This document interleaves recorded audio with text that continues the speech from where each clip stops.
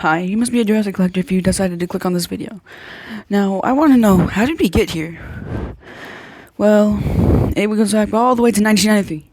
Look, a cool movie was made. And some kids are interested in it, so let's make a toy line. Featuring a bunch of different dinosaurs from not the movie. Now, we made a red T-Rex, who also wasn't in the movie. Now, what if we made a series 2? And specifically make these figures worth a mortgage. Now, next time, they decided, hey, let's make a sequel to this movie since it succeeded so far. And they did. And they created a new island named Isla Sorna. And with new movies comes newer toys, which also means new T-Rexes. So far, Kerner's going good. And they decide, hey, since we've been such a success, let's make our own hybrid line. Let's also make it a TV show, which failed miserably. But they didn't make the toys, and even a canceled toy called the Ultimasaurus. Pretty tough name. Anyway, so it's 1999, and Kenner, was bought out by Hasbro. And for the last Jurassic line, they made 1999 Jurassic Park. It was branded by Hasbro, but these are Kenner toys. This is literally just the young Rex from Kenner. Anyway, so now that Hasbro had all this access to the Jurassic stuff, what did they start on? They made JP3 toys, aka my favorite line. Skip 9 years ahead, and now we're in a new line called Jurassic Park 2009, featuring a Bull Rex, which is totally not inspired by Kenner's design. I mean, hey, they give it movable legs, This cannot be the Kenner one. Totally not. Now it's 2015, aka when Jurassic World was released, and Hasbro was supposed to do the toy line. And they fumbled that up. Look at this ugly T-Rex. I never want to see this thing again. And don't get me started on this stupid spinal, bro. Hasbro was doing so good for the 2009 and the 2000 line, and they just had to fumble it up with 2015. Now we're in 2018. New movie released, and instead of Hasbro, it's now Mattel. And with Mattel, this is where the Jurassic toys reach its full potential.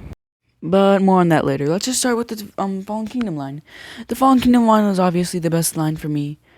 The toys finally started to look more accurate and not like the Hasbro junk. And after Fallen Kingdom, there were so many lines! So I'm gonna do a speed round. Name all the Mattel lines I know, and summarize what they were. Dino Rivals, a really good line, and had some stuff from Battle at Big Rock, like the Ceratops, and also introduced the first Mattel sauropod that was really big. Parmalotech finally gave us a Sarcosuchus for once, because I really wanted one. I don't know why, I just really wanted one. Anyways, yeah, the rest was cool. Camp Cretaceous, a good TV show, introduced a lot of dinosaurs, and finally brought back a Spinosaurus that probably sold for a cheap, good price. Not on eBay. And no, I'm not adding Dino Escape, that's literally in the Camp Cretaceous line. Jurassic World Dominion line was one of my favorites. The movie wasn't good, the line was almost perfect. I've always wanted the Giganotosaurus, which I actually did get, and it was a really nice line, and they had to cancel a Spinosaurus. We never get those. Dino Trackers had a really interesting idea of adding robot stuff to dinosaurs, but literally nobody cared for this line. Literally nobody cared for this line. Epic Evolution was hella underrated.